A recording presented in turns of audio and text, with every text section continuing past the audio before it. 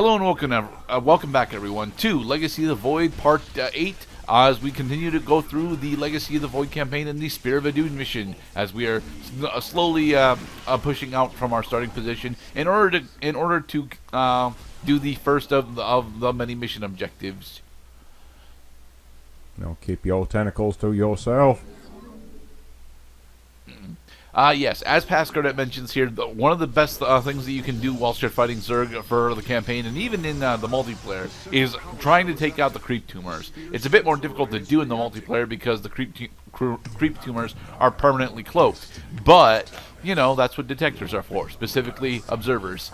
Observers are fucking amazing. We don't get to use observers in the campaign.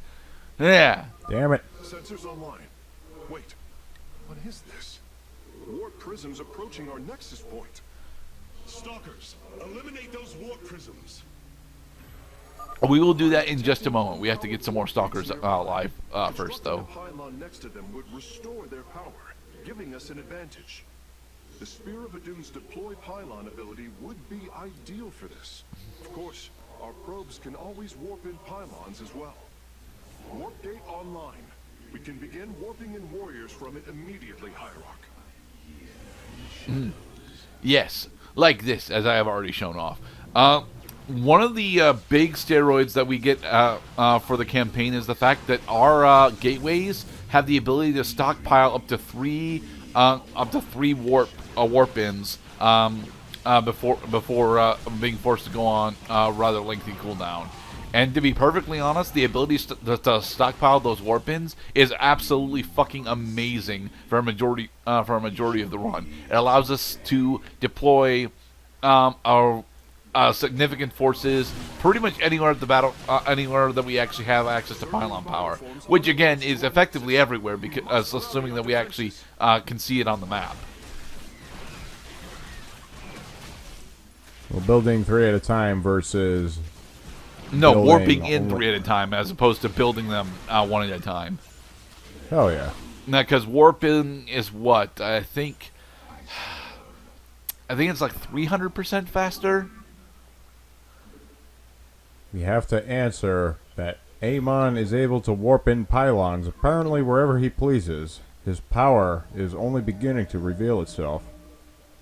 Thankfully, I don't think Amon actually gets the ability to warp in pylons. Although I don't think he needs it. I mean, we don't. I don't ever bother to do the perfect vision cheat, which I'm pretty sure still exists in this game. I just don't know what it is. But I assume that that he just has the ability to call down forces whenever he needs them. I wouldn't know for certain, though. Makes for a convenient explanation. I mean, versus you know, just objects blipping in out of non-existence into the game. Well, now we have a perfect narrative explanation: is that Amon is exploiting the Protoss' ability to warp in things from other dimensions. I brought another warp gate online. Prepare it for immediate use. Can do. 1, 2, 3, and then. I guess we're not warping in our zealots yet. Oh well. This mission is actually very easy to complete with just zealots. The only big issue that you have to worry about is the warp prisms that come in relatively small waves. The reason why we're doing stalkers instead is because, well, there are, like I mentioned, warp prisms and mutalisks on the map that we need the ability to answer. So. Yeah, I spotted that creep cluster. Yeah, back. Get back. I'm gonna send you back where you belong. Back on slow turf. You are approaching the Zerg's hive cluster. It will be heavily defended. Yes. We still haven't actually encountered faction-specific steroids yet. We will be encountering them soon, though. Uh-oh. Hydralisk. Now that is an Ultralisk, Mr. Cloud. Damn it. Well, it's good to at least get used to, you know, you could choose A or B, or you can, you know, double down on your choice of A and go A+. Honestly, Protoss, a large portion of the Protoss campaign really wants you to have a mixed bag of units. But the thing is, a mixed bag of units, despite its ability to cover all the individual units' weaknesses, doesn't actually equate out to very good speed.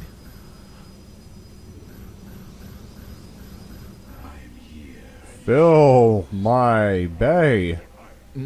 Like so. Mwaha.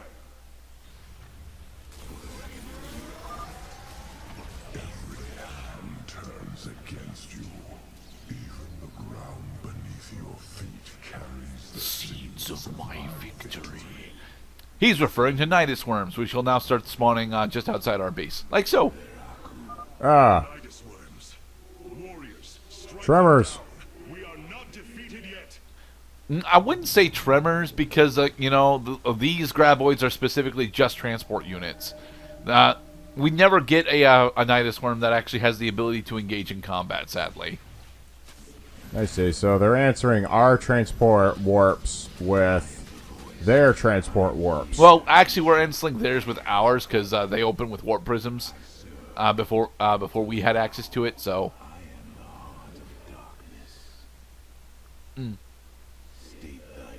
State thy bidding.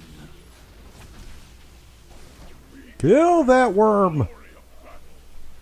Dang it! Do not bring out the dragoons. We don't have access to those yet. Meh. You're teasing.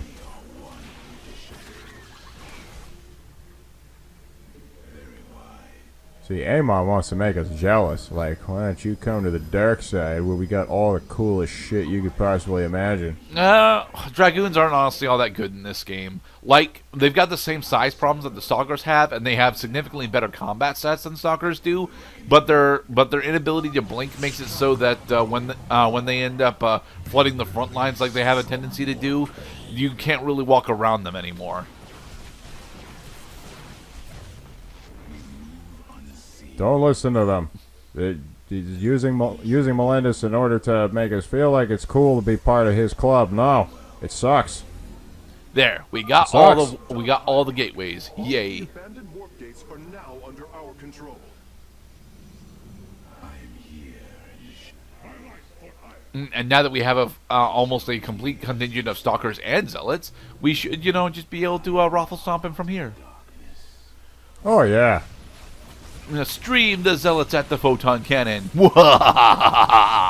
Send their shots this way and that.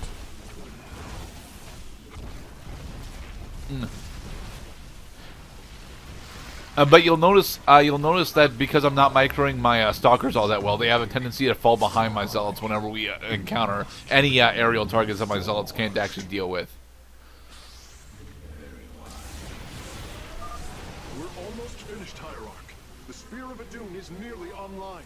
Yep, Yeah, we just gotta take down the final one. Although there is a hybrid behemoth down there that we have to deal with. So Cease your struggle. I do also subscribe to the Keep It Simple Silly method, also known as KISS. So instead of micromanaging and having to make even more decisions in order to do the same amount of work, just get everybody in the same party and have them stomp the crap out of everybody that comes in our way. Also, slow down. yeah, this is not the game slowing down. This is a problem that my OBS was stuttering through. I don't know why. I mean, for a majority of the things that I use it for, OBS is actually very stable. But every once in a while, I'll end up having problems like that. But it's okay. The mission is over. Whoosh.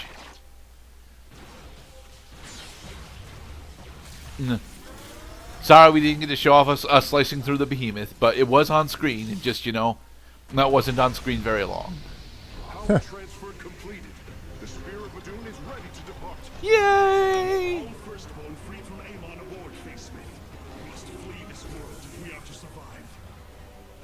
As you command. Yes, quickly gears before the locusts eat you. I don't think I've ever actually seen Tremors 4.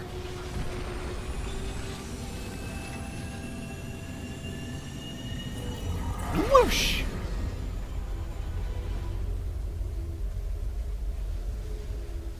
We must leave this world behind.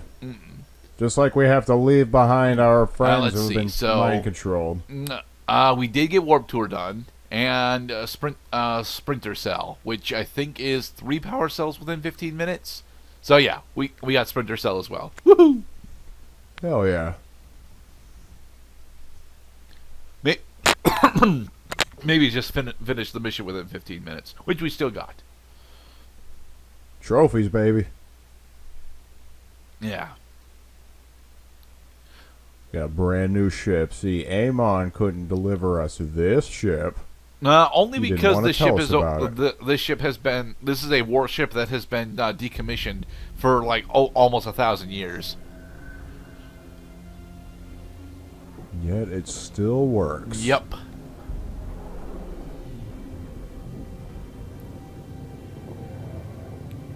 It's got internal solar panels, which is weird. The Spear of Adun, a marvel of Kalai engineering, and last of the 3 great arc ships. I want to apologize for this. It was not anywhere near this bad while I was playing through this. No doubt. Within its chambers rest contingents of zealots, Templar who bring There we go. We should be stable again. entering suspension so that they may serve as this vessel's army. Though it pains me greatly, I have begun severing their nerve cords. Sadness. The ship's lower decks contain a star forge capable of constructing weapons of war. Yay! We can finally upgrade our units. We can switch our units. Upgrade is not the correct term. Highly advanced. We are aboard a relic from a glorious time. When our culture shined as a constellation. And now the campaign can actually start, where we have options of where we want to go. Celestial array has been updated, Hierarch. From here, you may select our next point of travel. And in the next part, We we will have do a new just that. menu. I think we're going. Yeah, we're going to Shakuras next. We will avenge what has transpired, Karax, and we will free the Templar. At the very end of the game. Be safe, everyone.